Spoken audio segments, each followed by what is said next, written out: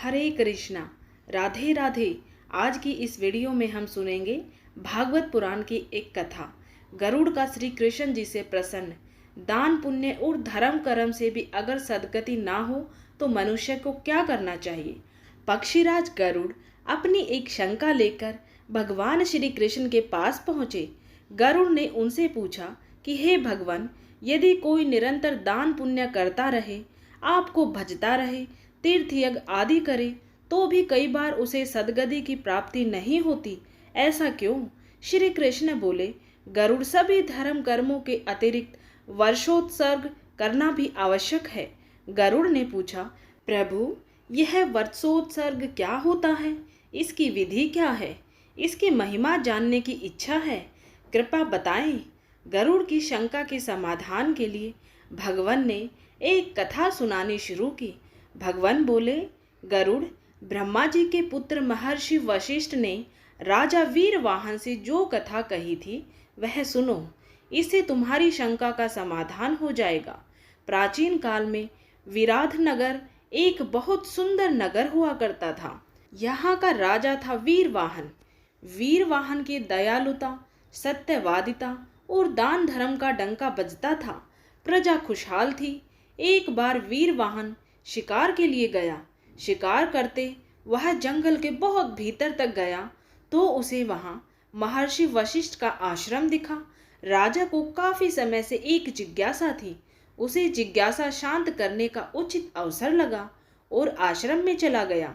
वीरवाहन वशिष्ठ ऋषि को प्रणाम कर उनके पास बैठ गया। वशिष्ठ ऋषि ने राजा के आने का प्रयोजन पूछा। राजा ने कहा, महर्षि, मैं इस चिंता में रहता हूँ कि मुझसे अनजाने में भी कोई पाप या धर्म विरुद्ध कार्य न हो जाए। मैं यथाशक्ति धार्मिक कार्य करता रहता हूँ, पर मुझे यमराज और उनके दूतों से बहुत भय लगता है कि कहीं मुझे अनजाने में ही हुए किसी पाप के चलते नरक न देखना पड़े। कोई ऐसी युक्ति बताए जिससे मैं भयमुक्त हो जाऊं। वशिष्ठ ऋषि बोले, सद्गति के लिए गया तीर्थ में पितरों का श्राद्ध करने, दूसरे उपाय करने के बावजूद जो वर्षोत्सर्ग यानी कि वर्ष दान नहीं करते, उनके कार्य निष्फल रहते हैं। वर्षोत्सर्ग से ब्रह्म हत्या तक के पाप धुल जाते हैं। इसलिए विधिवत वर्षोत्सर्ग करना चाहिए। ब्राह्मण को श्वेत वृषभ अथवा सांड का, क्षत्रिय को भूरा लाल और वैश्य को पीला तथा काला सांड शूद्र के वर्षोत्सर्ग के लिए उत्तम है। किस प्रकार के वर्ण और किस तरह के वर्ष का उत्सर्ग उत्तम रहेगा, यह जानकर ही वर्षोत्सर्ग करना चाहिए। इनमें नीला वर्ष सर्वोत्तम है। वर्षोत्सर्ग कराने वाले ब्राह्मण की उपस्थिति में इनके माथे पर शुभ तिलक लगाकर बछियाओं से विवाह कराने के बाद जांघों पर त्रिशूल का निशान बनाकर और उसके बाद धूप दीप और नैवेद्य के साथ बताई गई तिथि पर पूजा करके बंधन मुक्त कर देना चाहिए। वशिष्ठ जी ने कहा, इसकी महिमा स्पष्ट करने के लिए मैं आपको कथा सुनाता हूँ।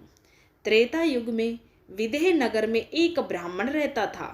धर्मवत्स पुरोहित का कार्य करके उसका जीवन चलता था। धर्मवत्स वर्षोत्सर्ग कराने में निपुण था। एक बार जब पितृपक्ष आने वाला था तो उसने यजमानों के लिए जंगल जाकर कुश इकट्ठा करने की सोची। वन में पलाश के पत्ते तथा कुश एकत्रित करने लगा। पलाश के बढ़िया पत्ते और अधिक कुश की आशा में वह वन के थोड़ा भीतर चला गया।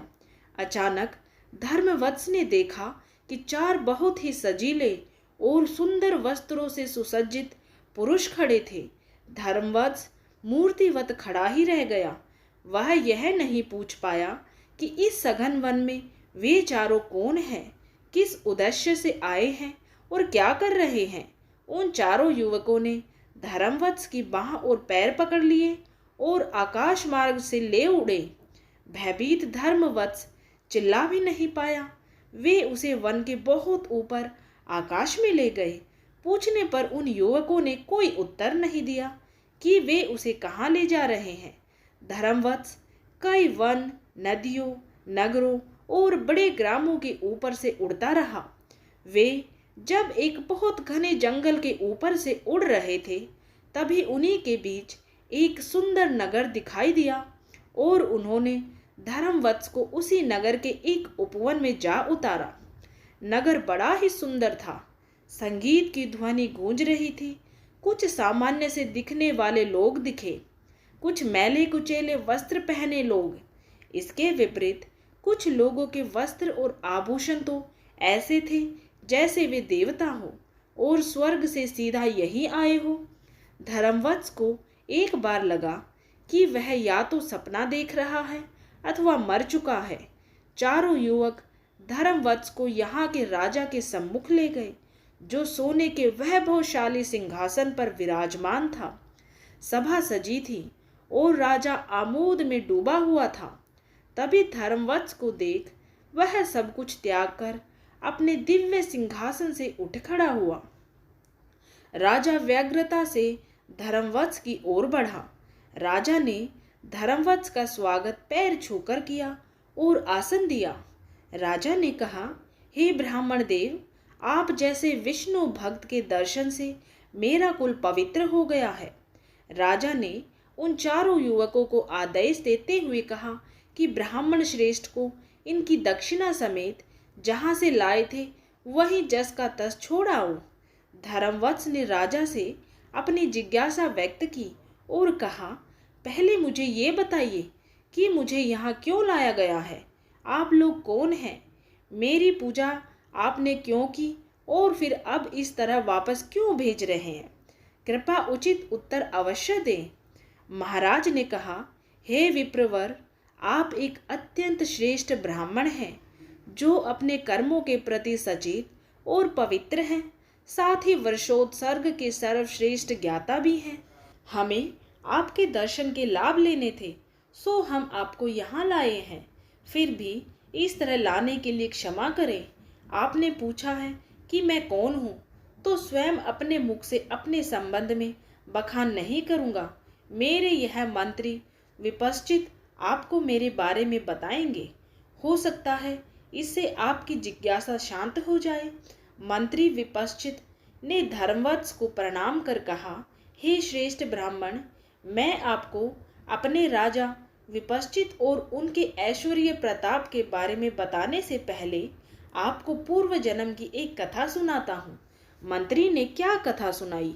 उस कथा में ऐसा क्या था जो वशिष्ठ जी राजा वीरवाहन को सुनाई, जिससे उनका न केवल भय ही मिटा बल्कि वह स्वर्ग का अधिकारी हुआ? मंत्री विपश्चित ने कथा सुनानी शुरू की। राजा पूर्व जन्म में विराट नगर के एक धनी वैश्य हुए। इनका नाम विशंबर और इनकी पत्नी का नाम सत्यमेधा था। दोनों निरंतर धर्म कार्य करते थे। एक बार इन्होंने अपने बंधु बांधवों के साथ तीर्थ यात्रा की और लौटते समय लोमश ऋषि का आश्रम पड़ा तो उनके दर्शन को गए। लोमश ऋषि ने पूछा कि आप कहाँ से आ रहे हैं? वैश्य ने सैकड़ों छोटे बड़े तीर्थों के नाम गिनाकर कहा कि इन तीर्थों से मुझे प्रतीत होता है कि अब मैं पवित्र हो गया हूँ, परंतु आंतरिक और ब्रह्म दोनों स्तर पर मैं पवित्र हुआ या नहीं हुआ, यह तो आप जैसे ज्ञानी ऋषि ही बता सकते हैं। लोमश जी बोले, यह मन बहुत चंचल, विकार वाला और अपने को ही धोखा देने वाला है। आंतरिक और ब्रह्म पवित्रता के लिए तीर्थ और स्नान से भी आवश्यक जो बात होती है, वह गूढ़ बात मैं तुम्हें बताता हूँ। तुम नारद जी की कथा सुनो, जो उन्होंने स्वयं मुझे कभी सुनाई थी।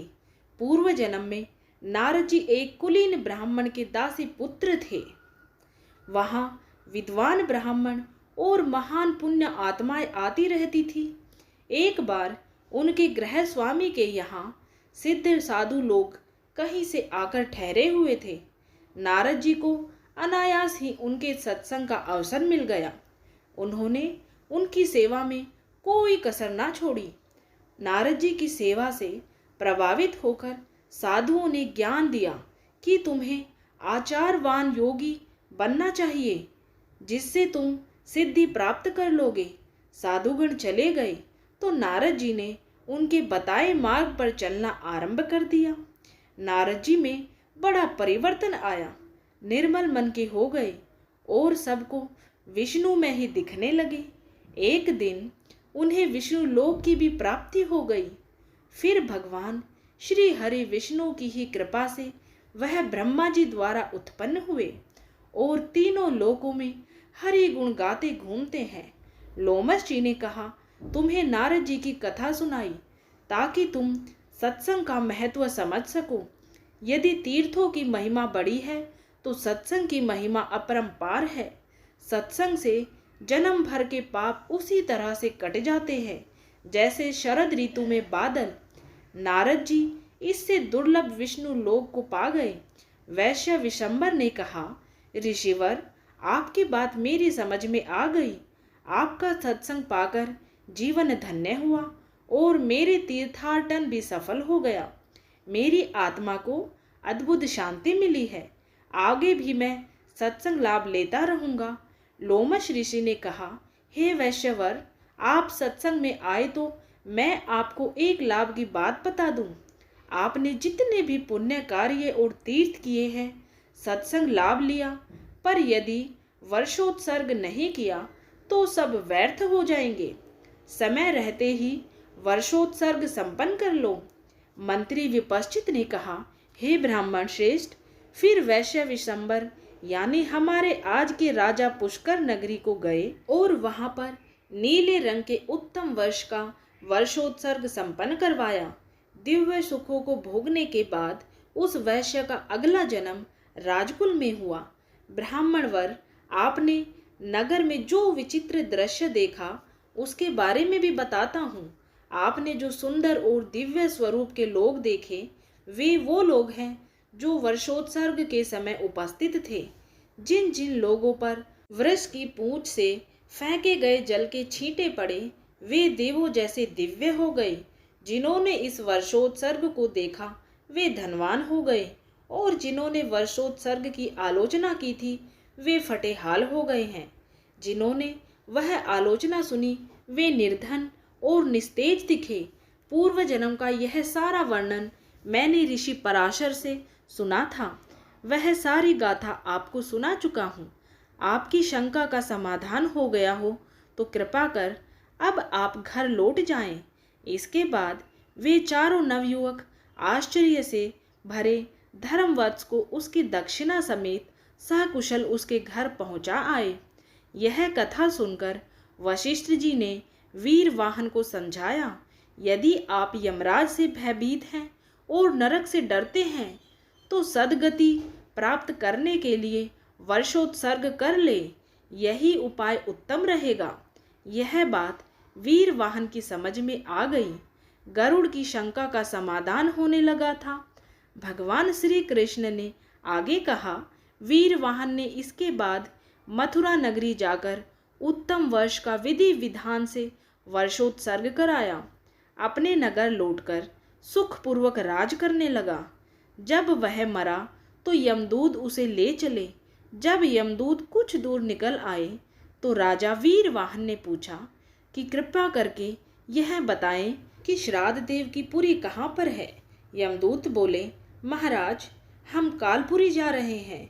यमदूत उन लोगों को श्राद्ध देवपुरी ले आते हैं जिनके धर्माधर्म की गणना धर्मदेव को करनी होती है और उसके आधार पर उनके नरक की व्यवस्था होती है। वह स्थान पापी लोगों के लिए है। आप जैसे पुण्य आत्माओं को वहाँ क्या काम है। तभी देव गंधर्वों सहित स्वयं धर्मराज वहाँ पर आ पहुँचे। वीरवाहन ने धर्मराज को साक्षात देखकर स्तुति की। धर्मराज बहुत प्रसन्न हुए और बोले, यमदूतों, इन्हें सुख साधन की प्रचुरता वाले देवलोक में ले जाओ। वीरवाहन ने धर्मराज से पूछा, हे देव, मैंने जीवन में अनेक व्रतोपवास किए, दान किए, यज्ञ हवन, तीर्थाटन और सत्संग जैसे तमाम पुण्य किए हैं। मुझे यह नहीं पता कि मुझे किस पुण्य के प्रताप से स्वर्ग का अधिकारी समझा जा रहा है। कृपा करके आप मुझे बताएं। धर्मराज बोले, तुमने बहुत से पुण्य कार्य किए, फिर भी सत्संग करने से उनका प्रभाव दोगुना हो गया है। फिर तुमने वशिष्ठ का कहा मानकर वर्षोत्सर्ग भी कराया, इसलिए अब आप स्वर्ग के अधिकारी बने हैं। भगवान श्री कृष्ण बोले, हे गरुड़, मनुष्यों को सद्गति दिलाने वाले वर्षोत्सर्ग की महत्ता मैंने आपको सुनाई है। इसकी एक विशेषता यह भी है कि इसे सुनने वाला भी सद्गति का अधिकारी हो जाता है। इस प्रकार से ये कथा संपूर्ण हुई। बोलिए जय श्री कृष्णा, हरे कृष्णा, राधे राधे। ओम नमो भगवते वासुदेवाय नमः। यह कथा जीवन में कम से कम एक बार सभी को अवश्य ही सुननी या फिर सुनानी चाहिए। अगर आपको कथा पसंद आई है तो कमेंट बॉक्स में जय श्री कृष्णा जरूर लिखें।